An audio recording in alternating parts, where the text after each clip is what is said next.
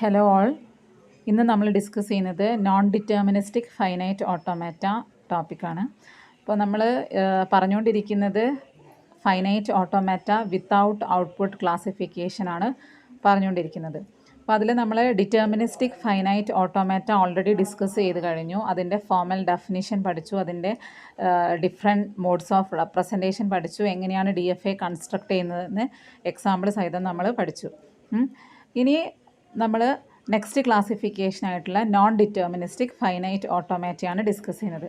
അപ്പോൾ deterministic finite automata എന്താണെന്ന് നമ്മൾ കറക്റ്റായിട്ട് പറഞ്ഞിട്ടുണ്ട്. എന്തായിരുന്നു ഡിറ്റർമിനിസ്റ്റിക് ഫൈനൈറ്റ് ഓട്ടോമാറ്റ എന്ന് പറഞ്ഞാൽ നമ്മൾ സ്റ്റേറ്റ്സ് എന്ന് പറയുന്നത് അതിൽ ഫൈനൈറ്റ് ആയിരിക്കും അല്ലേ, അതുകൊണ്ടാണ് അതിനെ ഫൈനൈറ്റ് എന്ന് പറയുന്നത്. അതേപോലെ ഡിറ്റർമിനിസ്റ്റിക് എന്ന് പറയാനുള്ള റീസൺ എന്തായിരുന്നു, ഒരു സ്റ്റേറ്റിൽ ഒരു പെർട്ടിക്കുലർ ഇൻപുട്ട് വന്നിട്ടുണ്ടെങ്കിൽ നമുക്ക് ഏത് സ്റ്റേറ്റിലേക്കാണ് മൂവ് ചെയ്യേണ്ടത് എന്നുള്ളത് കറക്റ്റ്ലി സ്പെസിഫൈ ചെയ്തിട്ടുണ്ടായിരിക്കും. അറ്റ്ലീസ്റ്റ് വൺ സ്റ്റേറ്റിലേക്ക് മാത്രമേ നമുക്ക് മൂവ് ചെയ്യാൻ പറ്റുള്ളൂ അല്ലേ. പക്ഷേ NDFA അല്ലെങ്കിൽ നോൺ ഡിറ്റർമിനിസ്റ്റിക് ഫൈനൈറ്റ് ഓട്ടോമാറ്റയുടെ കേസ് പറയുകയാണെങ്കിൽ നമുക്കൊരു പെർട്ടിക്കുലർ ഇൻപുട്ട് സിമ്പൽ ഒരു പെർട്ടിക്കുലർ സ്റ്റേറ്റിൽ വന്നിട്ടുണ്ടെങ്കിൽ നമുക്ക് എനി സ്റ്റേറ്റിലേക്ക് മൂവ് ചെയ്യാം. ഒരു സ്റ്റേറ്റിലേക്ക് മാത്രമല്ല മൂവ്മെൻറ്റ് വരിക, എത്ര സ്റ്റേറ്റിലേക്ക് വേണമെങ്കിലും നമുക്കതിൽ മൂവ്മെൻറ്റ് കാണിക്കാം. അതുകൊണ്ടാണ് അതിനെ നോൺ ഡിറ്റർമിനിസ്റ്റിക് എന്ന് പറയുന്നത്. നമുക്ക് ഡിറ്റർമിൻ ചെയ്യാൻ പറ്റില്ല ഒരു സ്റ്റേറ്റിൽ ഒരു ഇൻപുട്ട് വന്നിട്ടുണ്ടെങ്കിൽ അത് എവിടേക്കാണ് മൂവ് ചെയ്യുന്നതെന്ന്. ഓക്കെ, സോ ഒരു ഡെഫിനിഷൻ നോക്കുക. In NDFA for a particular input symbol the machine can move to any combination of the states in the machine. Any combination of the states എന്നാണ് പറയുന്നത്. എക്സാക്റ്റ് സ്റ്റേറ്റ് ഏതാണെന്ന് നമുക്ക് determine ചെയ്യാൻ പറ്റില്ല. അതാണ് non deterministic finite എന്ന് പറയുന്നത്. പിന്നെ ഇതിനെ ഫൈനൈറ്റ് എന്ന് പറയാനുള്ള കാരണം എന്താണ്, നമ്മൾ ഡിറ്റർമിനിസ്റ്റിക്കിൽ പറഞ്ഞതുപോലെ തന്നെ ഇതിലും ഫൈനൈറ്റ് നമ്പർ ഓഫ് സ്റ്റേറ്റ്സ് ആയിരിക്കും ഉണ്ടായിരിക്കാം. ഓക്കെ, ഇനി നമുക്ക് DFAയുടെ ഫോർമൽ ഡെഫിനിഷൻ പറഞ്ഞതുപോലെ തന്നെ NDFAയ്ക്കും ഫോർമൽ ഡെഫിനിഷൻ ഉണ്ട്. ബിക്കോസ് നമ്മളെല്ലാം മാത്തമാറ്റിക്കലി ആണ് റെപ്രസെൻ്റ് ചെയ്യുന്നത് അല്ലേ. So like the definition of DFA it have 5 tuple. ഇതിന് നമുക്ക് എന്തുണ്ട്, 5 ടപ്പിൾസ് യൂസ് ചെയ്തിട്ടാണ് നമ്മൾ റെപ്രസെൻ്റ് ചെയ്യുന്നത്. നമ്മൾ നേരത്തെ പറഞ്ഞതുപോലെ തന്നെ Q, sigma, delta, Q0, F. ഇതിൽ ഓരോന്നും എന്താണെന്ന് നമുക്കറിയാം. ഇതിൽ ഡിഫറൻസ് വരുന്നത് ഏതിലാണ്, ഈ ട്രാൻസിഷൻ ഫംഗ്ഷനിൽ മാത്രമാണ് ഡിഫറൻസ് വരുന്നത്. സോ ഫസ്റ്റ് Q എന്ന് പറയുന്നത് ഫൈനൈറ്റ് സെറ്റ് ഓഫ് സ്റ്റേറ്റ്സ് ആണ്.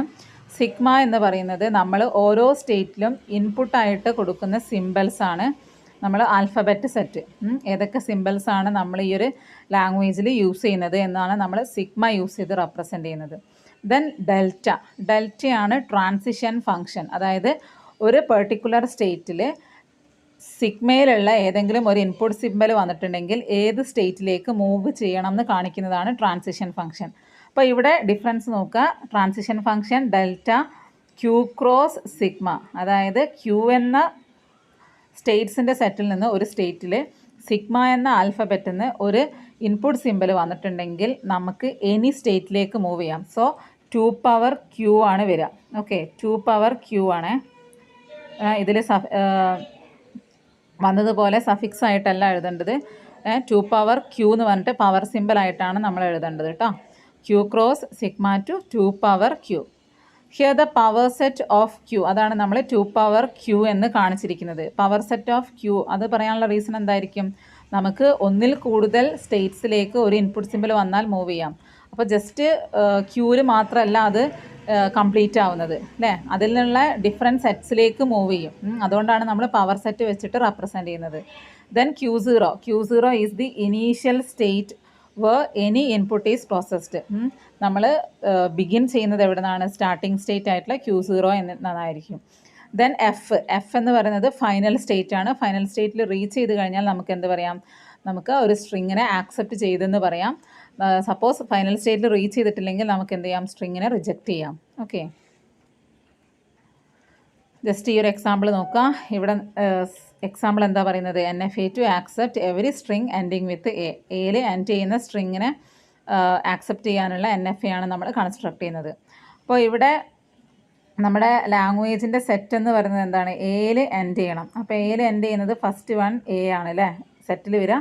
ദെൻ A വരാം അല്ലേ, BA വരാം, അങ്ങനെ എനി കേസ് കാണിക്കാം നമുക്ക്. അപ്പോൾ അതിൽ നമ്മൾ ഫസ്റ്റ് വരയ്ക്കേണ്ടത് എൻ്റെതാണ് വരയ്ക്കേണ്ടത്. അത് നമ്മൾ ഫസ്റ്റ് വരയ്ക്കും.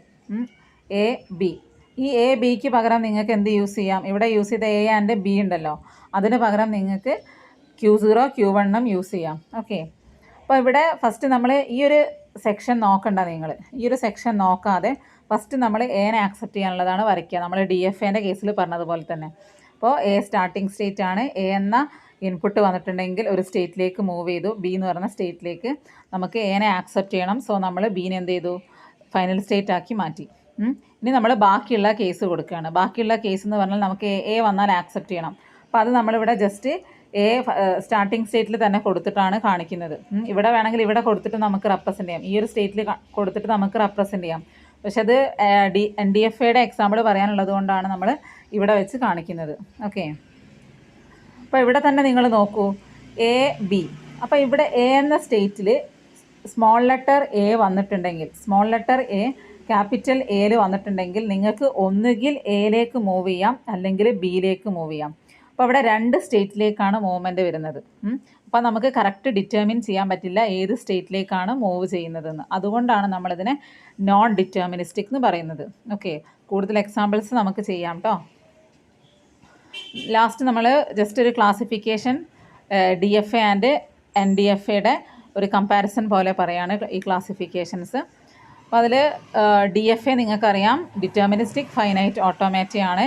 NFA എന്ന് പറഞ്ഞാൽ non deterministic finite ഓട്ടോമാറ്റയാണ്.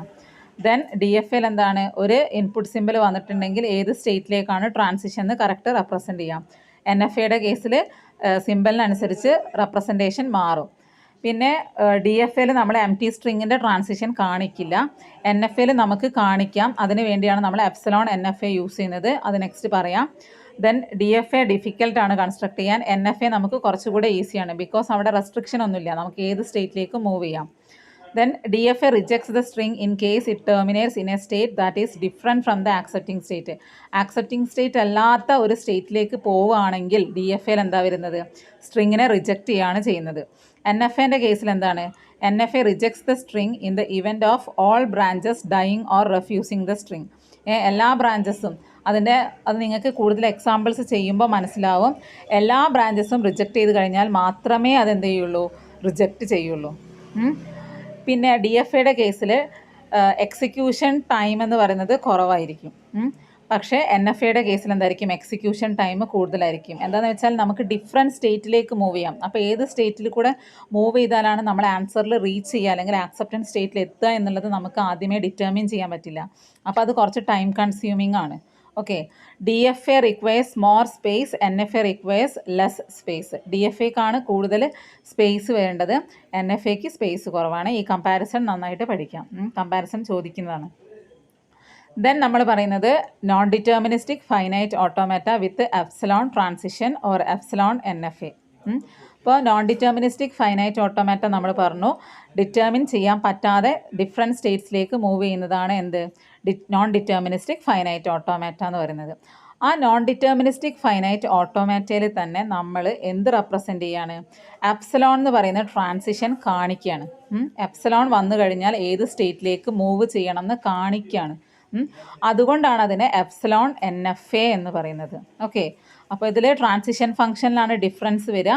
Transition function എന്താണ് വരിക? Q ക്രോസ് സിഗ്മ മാത്രമല്ല, അതിൽ എപ്സിലോൺ കൂടെ വരുന്നുണ്ട്. Q cross sigma union epsilon to 2Q അല്ല കേട്ടോ, 2 പവർ Q ആണ്. Okay. 2 power Q, 2 power Q ആണ് പവർ സെറ്റ് കാണിക്കുന്നത്. ബാക്കിയെല്ലാം സെയിം തന്നെയാണ്. ക്യൂൺടപ്പിളായിട്ടാണ് നമ്മൾ റെപ്രസെൻ്റ് ചെയ്യുന്നത്. Q sigma, Q0 delta and F. അതിൽ Q എന്ന് പറയുന്നത് സെറ്റ് ഓഫ് സ്റ്റേറ്റ്സ് ആണ്. സിഗ്മ എന്ന് പറയുന്നത് ആൽഫബറ്റ് സെറ്റാണ്. Q0 ഇനീഷ്യൽ സ്റ്റേറ്റ് ആണ്. ഡെൽറ്റ എന്ന് പറയുന്നത് ട്രാൻസിഷൻ ഫംഗ്ഷനാണ്. F എന്ന് പറയുന്നത് ഫൈനൽ സ്റ്റേറ്റ് ആണ്. അപ്പോൾ നമ്മൾ ചെയ്യേണ്ടത് എന്താണെന്ന് വെച്ചാൽ 3 ക്ലാസിഫിക്കേഷൻ ഓഫ് ഫൈനൈറ്റ് ഓട്ടോമാറ്റ ഇപ്പോൾ തന്നെ നമ്മൾ പഠിച്ചു. DFA, NFA, epsilon NFA. അതിൻ്റെ 3ൻ്റെയും ഫോർമൽ ഡെഫിനിഷൻ കമ്പയർ ചെയ്ത് പഠിക്കുക. ഫസ്റ്റ് DFAൻ്റെ കേസിൽ ട്രാൻസിഷൻ ഫംഗ്ഷൻ ഡെൽറ്റ എന്ന് പറയുന്നത് എന്തായിരുന്നു? Q cross sigma to Q ആണ് വരുന്നത്. നോൺ ഡിറ്റർമിനിസ്റ്റിക് ഫൈനൈറ്റ് ഓട്ടോമാറ്റയിൽ Q cross sigma to 2 power Q ആണ്. എപ്സിലോൺ NFAയിൽ Q cross sigma union epsilon to 2 epsilon കൂടെ ഇൻക്ലൂഡഡ് ആണ്. അപ്പോൾ അങ്ങനെ കമ്പയർ ചെയ്ത് പഠിക്കുക. അങ്ങനെയാണെങ്കിൽ നിങ്ങൾക്കിത് മറന്നു പോവില്ല. ഓക്കെ. പിന്നെ അതിൽ ഫൈനൽ സ്റ്റേറ്റ് എന്ന് പറയുന്നത് ക്യൂയുടെ സബ്സെറ്റ് ആയിരിക്കും. ഏതെങ്കിലും ഒരു ഫൈനൽ സ്റ്റേറ്റ് എന്ന് പറയുന്നത് ക്യൂ എന്ന സ്റ്റേറ്റ് ആയിരിക്കും. ഓക്കെ. നമുക്ക് ജസ്റ്റ് ഒരു എക്സാമ്പിൾ നോക്കാം. ഇവിടെ സ്റ്റാർട്ട് സ്റ്റേറ്റ് Q0 കൊടുത്തിട്ടുണ്ട്. അവിടെ നമ്മൾ എപ്സിലോൺ വന്നു കഴിഞ്ഞാൽ Q1 Q2 എന്ന് പറയുന്ന 2 സ്റ്റേറ്റിലേക്ക് പോകുന്ന ട്രാൻസിഷൻ കാണിച്ചിട്ടുണ്ട്. കണ്ടോ? ഇങ്ങനെ കാണിക്കുന്നതാണ് എപ്സിലോൺ NFA എന്ന് പറയുന്നത്. ഓക്കെ. അപ്പോൾ ഇത്രയാണ് ഫൈനൈറ്റ് ഓട്ടോമാറ്റയിലുള്ള ഡിഫറെൻറ്റ് ക്ലാസിഫിക്കേഷൻസ് എന്ന് പറയുന്നത്. കമ്പയർ ചെയ്തിട്ട് പഠിക്കാം. NFA ആൻഡ് DFA കമ്പാരിസൺ മസ്റ്റായിട്ട് പഠിക്കാം. നമുക്കിതിൽ NFA കൺസ്ട്രക്ഷൻ കൂടുതൽ എക്സാമ്പിൾസ് ഡിസ്കസ് ചെയ്യാം. ഓക്കെ. എന്തെങ്കിലും ഡൗട്ട്സ് ഉണ്ടെങ്കിൽ ചോദിക്കാം. താങ്ക്